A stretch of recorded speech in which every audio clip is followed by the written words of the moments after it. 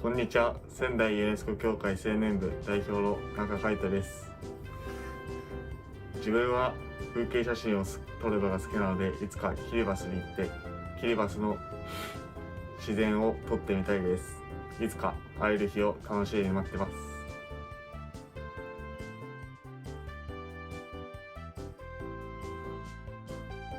キリバスの皆さん、こんにちは。仙台ユネスコ青年部の吉田彩音です。私はキリバスの美しい海をいつか自分の目で見れたらなと思っています。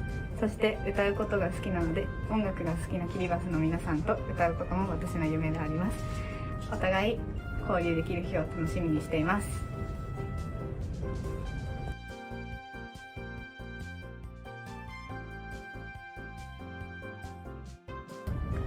キリバスの皆さん、マウリー大学純です。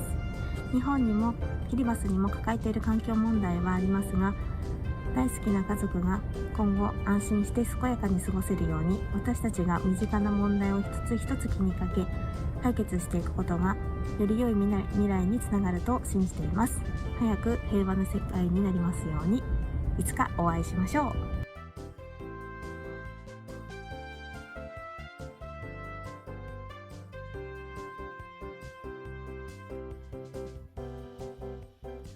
キリバスの皆さん、こんにちは。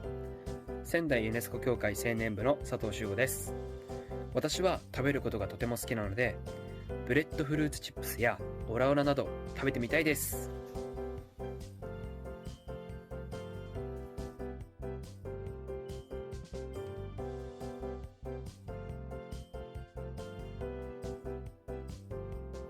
高松美里です。キリバスの豊かな自然と伝統文化に興味があります。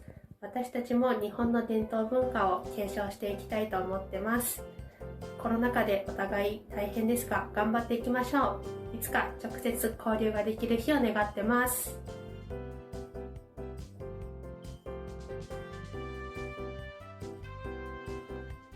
皆さんこんにちは、なおしです。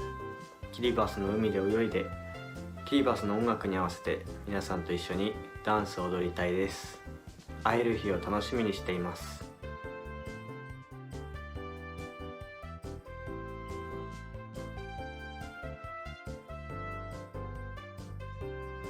キリバスの皆さん、こんにちは。池田桃江です。